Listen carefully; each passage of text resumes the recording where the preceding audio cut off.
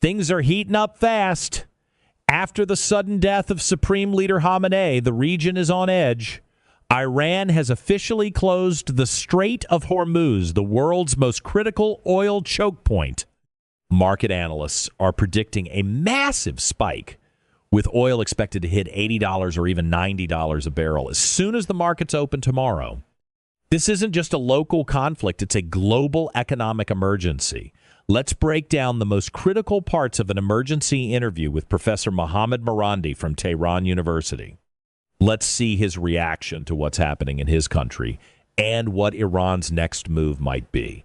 Let's dive in. We are joined today again by Seyed Mohammad Marandi, a professor at Tehran University and also a former advisor to Iran's nuclear negotiation team. So thank you for taking the time. I see some very disturbing pictures coming out of Tehran in terms of the attacks on the city center. So you must be exhausted. So I appreciate taking the time. Thank you very much for having me, Glenn. Yes, they've carried out airstrikes, and I heard from one of my friends that their home was badly damaged, and so they are striking civilian targets. Well, this is the second day of the war that we spoke yesterday in the morning before it was clear the extent to which the Americans were involved, and but now, of course, we have much more information available after this been going on for more than 24 hours. But what do we know so far, though, in terms of what has been targeted in Iran and also how Iran is retaliating? Well, the assassinations, except for the leader and the generals that were martyred, the other assassinations were not effective. And as you've seen, the Iranian response has been immediate and it's been sustained. So we've had missile strikes, drone strikes against the Israeli regime, but also against U.S. assets and targets and military compounds, but more than just military compounds. Wherever the U.S. has assets, they are also targeted. I think the focus has been on the Emirates and Bahrain more than anywhere else. So this continues. And in addition to that, my understanding is that the Iranians have been mostly using older weapons, older drones, older missiles, and the new generation missiles, excuse me, and the new generation missiles have either been very rarely used or they haven't been used in many cases. So what they're doing is that they're trying to empty the air defense capabilities, whether in the Persian Gulf or in the Israeli regime. And then I assume they're going to go for the newer weapons. The Iranians also carried out an airstrike or a series of airstrikes with their Air Force, which this is an interesting event. And I think that angered the Americans. And so they carried out a series of airstrikes today. A lot of people on the streets in Tehran.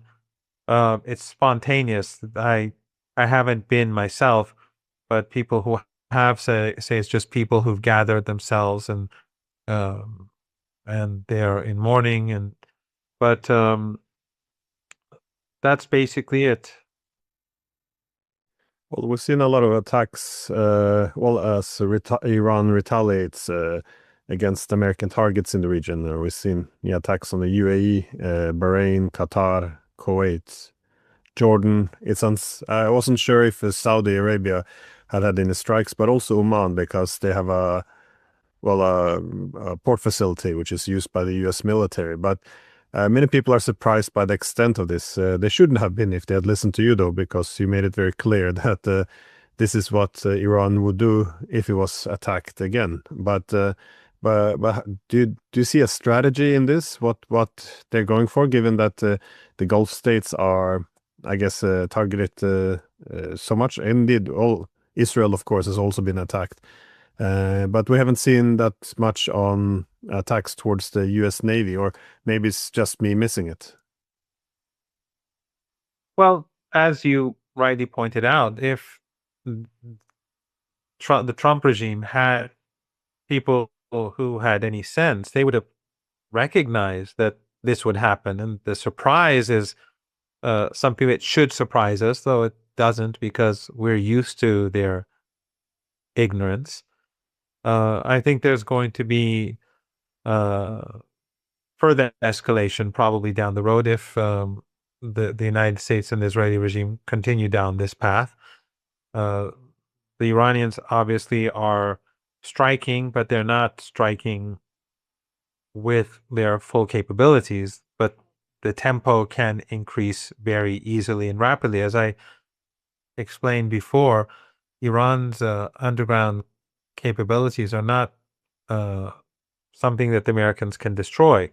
And those underground capabilities that are directed towards the Persian Gulf and the Indian Ocean are far more extensive and far more potentially destructive than the underground missile bases that are directed towards the Israeli regime. Because these bases have been created, or they've been building them since Iraq was invaded. So the Iranians have been preparing themselves for a potential U.S. attack or aggression or invasion since roughly 2003, if not earlier. But after 2003, they began really focusing on underground facilities, drone technology, and missile technology. So right now, the Iranians are basically harming the Americans, and they are also harming these Arab regimes, because the markets there are going to be badly affected, and probably permanently. I recall, and I'm sure you'll recall, that before Saddam Hussein invaded Kuwait, Kuwait was the jewel of the Persian Gulf when it came to wealth and that sort of thing. But after he invaded, even though his forces were pushed back, and even though Kuwait received all sorts of compensation from Iraq under Saddam Hussein, it never recovered. And the economic power tilted to the south of the Persian Gulf region. And I don't think that the Emirates or Qatar or Bahrain will ever really recover from what happened, because what happened basically shows how vulnerable they are. And if this continues, obviously this is going to get much worse for them. If the war is expanded, then the situation is going to get even worse. So they are not. There is talk that the Saudis and the Emiratis may launch some sort of attack on Iran, which I think would be utterly foolish, because then Iran will have an excuse to hit them very, very hard. And they are very vulnerable. They're not strong powers. The Emiratis only have a passport-holding population of 1.4 million, and Saudi Arabia couldn't defeat Yemen. And of course, if Saudi confronts Iran, then they could expect Yemen to open up a front against them as well. So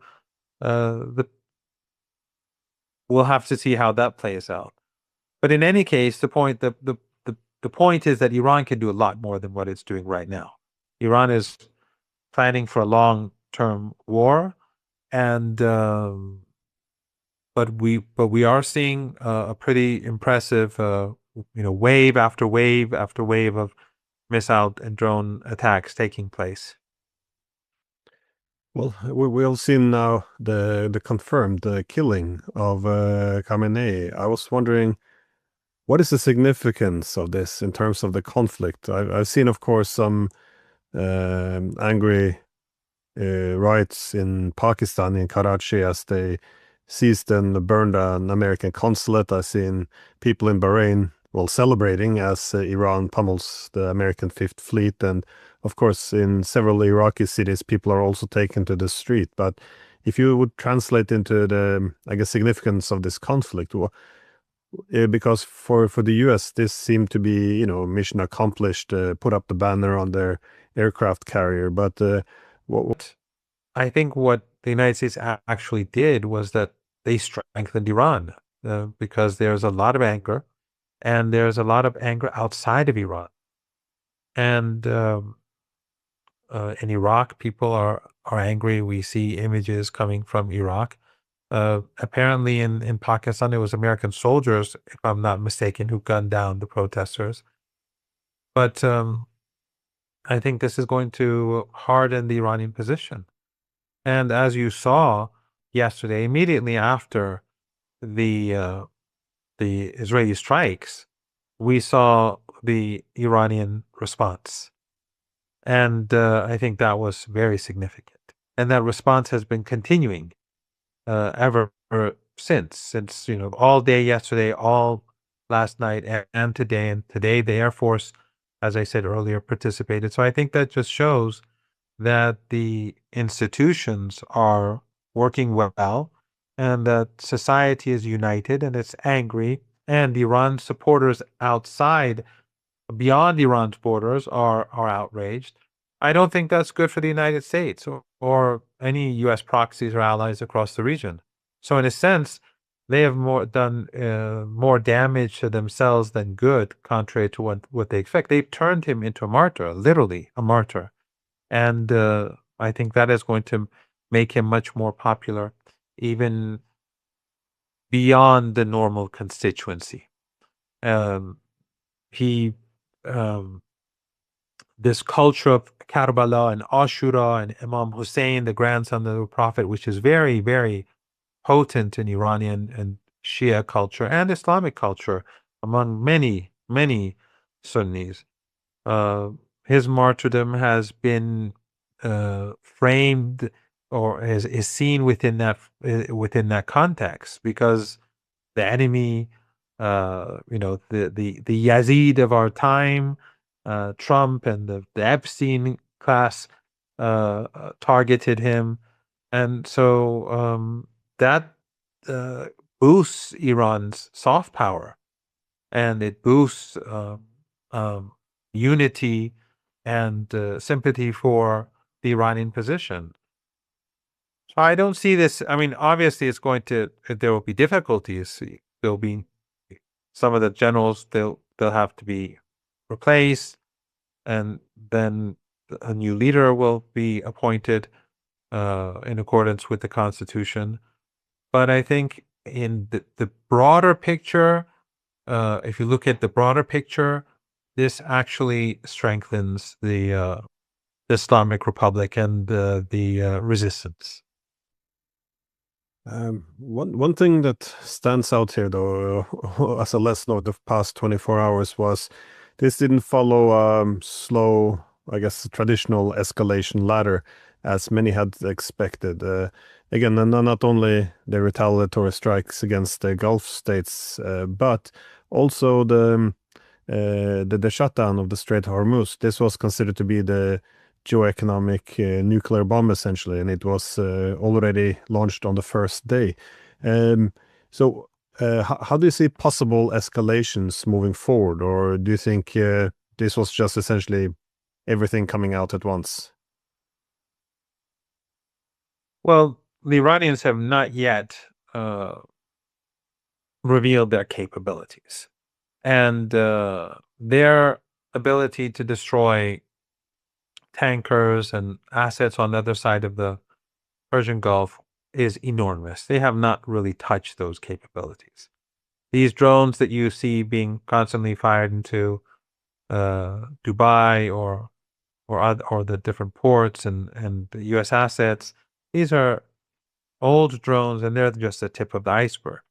So if Iran wants to shut down the Strait of Hormuz completely, it can be done, but it can do something far more devastating, and that is destroy everything. If it destroys everything, and then there is peace, or there's a ceasefire or a halt in hostilities, and the Strait of Hormuz is open, there will be no ships that would go through the Hormuz Strait, and there will be no oil production or gas production to that ships can take out of the Persian Gulf. So what Iran can do is far greater than what it is doing now. But I think Iran is basically, just like during the 12-day war, Iran is managing the war because it wants to see how things are going to play out. We don't know if this war is going to last 2 weeks or 2 months or 6 months. We don't know. Some of our mutual friends, as well as others, talk about the problems that the United States will have and the Israeli regime will have in the coming days with regards to ammunition, but also the fighter jets, since they have to fly from far away. They have to be refueled, I think, twice, if I'm not mistaken, to bomb Iran. That causes a lot of difficulty. It decreases the number of times they can bomb Iran, but it also, I think, causes a lot of difficulty for the jets themselves. They have to be overhauled. So it's not clear how long the United States can sustain this. And what I believe the Iranians are doing is that they are exhausting them. They are depleting their air defenses. They're using because the old missiles and drones in 5 years' time, and again, I'm not an expert on these things, but they become increasingly less useful. So now is the time to use them. So all these older missiles and drones are emptying out their defense capabilities, and you know how expensive those are.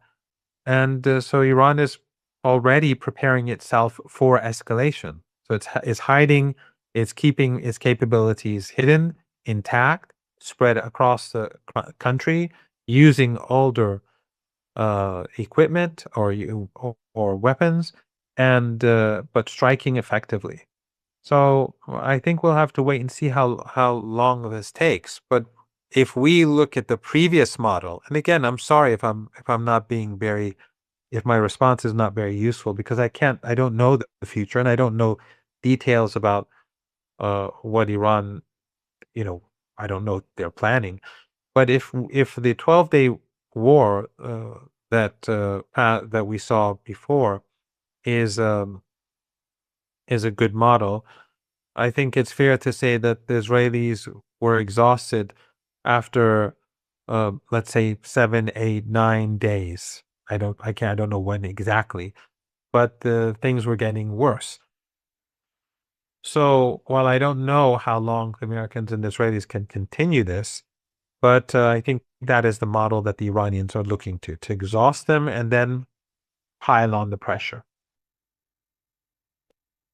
Well, what you're describing then is two different war strategies. It looked as if the U.S. was hoping for a quick regime change war to knock out military and political leadership, and then the rest was, I guess, they hoped, if that hope is a strategy, they would crumble along the Syrian model for Iran, I guess. But what you're describing, though, is a war of attrition where the Iranians try to, well, make themselves capable of absorbing the pain and the attacks coming towards them, and dealing it back, and assuming that the adversary will be exhausted first. Just as a last question, I know you can't predict the future, but given how you saw the Just past, one thing that I'd like to add here is that they have a history of miscalculations. And I actually just did a program on, but the point is that the system is much stronger and more stable, but I think than they think. And I think this stems from Orientalism. They think, oh, well, Iran is just this Oriental, an Oriental despot, and that, you take off the head and everything falls apart. Whereas Iranian society is very sophisticated. And the Constitution, if anyone reads it's a complex state, and we have a complex state structure. So the leader, when he passes away or when he's martyred, he's replaced. And Ayatollah Khamenei's stature in the eyes of people, as I said before, has grown. He's become a great martyr of the revolution. Someone who many would have preferred him. I mean, overwhelmingly, people would have preferred him not to have stayed at home or at his office, but that was his decision to stay put. Apparently, he said that many people don't have anywhere to go, so I'm not going anywhere either. That was his worldview. So the point is that they should have understood this, but they can't because of their narratives and their Orientalism and racism. And I think that that is going to continue to be the case in the days and weeks ahead. Well, one sees from the literature this common flaws in narratives. For example, after the Bolshevik Revolution, the people who really hated the communists, they're the one who went to the U.S. So when the U.S. suddenly had to learn about this new country which had emerged, the Soviet Union, they go towards the diaspora at home. And of course, who you get information from is the one who hates the government the most, who tries to reassure them that if you just, push them, then they will fall over easy, go to get our country back, essentially. And but it's also some narratives, of course, which have been made deliberately. So that it's always a common, I guess, playbook to that the adversary is all powerful and weak at the same time. So the adversary is evil, is irrational, all powerful, but it's also weak. So if we just push on it, it will fall apart. So it's, you kind of see the narratives from, be it from Afghanistan to Iraq, from Libya to Syria. It's always the same storyline that's, without, of course, being blessed with a crystal ball to see the future. What do you expect to see today, though? I think the war will continue to be tough, but we will continue to fight. We are determined. And General Soleimani once said, "We are the nation of Imam Hussein." And that's who we are. So we will see this through. We will defeat the United States and the Israeli regime. They will have to come to terms with a strategic defeat. It will come at a major price, but it is the only way forward. We are not going to accept subjugation. We're not going to accept humiliation. And we cherish our sovereignty. And I don't see any way forward. So this is going to be a battle of wills. But for us, this is both an existential war. For them, it's a war of choice for the sake of the Epstein class, for the sake of Zionists. But in addition to that, Iran has that extra, and the axis of resistance, they have that extra capability. And that is the culture of Ashura that is so much a part of this whole axis of resistance. And as I said, the martyrdom of Ayatollah Khamenei is something that has shifted the situation across the region. And people in Iraq are moved, people in Yemen are moved, people elsewhere are moved. This is going to, if the war expands, if the war continues and expands, this is going to be very detrimental to the West, because it gives the resistance more strength and more, it makes it more potent. Well, thanks for taking the time. And this is everyone I speaks to about this seem to agree. There's some, some are thinks this, can be put into category as sympathetic to Iran. Others are more hostile to Iran, but everyone seems to agree that this was not a very well thought through war. That is probably a massive mistake, and I think over the next few days that will become evident to all. So thank you again for taking that. Yes, I have no doubt that this was a catastrophic mistake for Trump and the whole Zionist project. But they are too drunk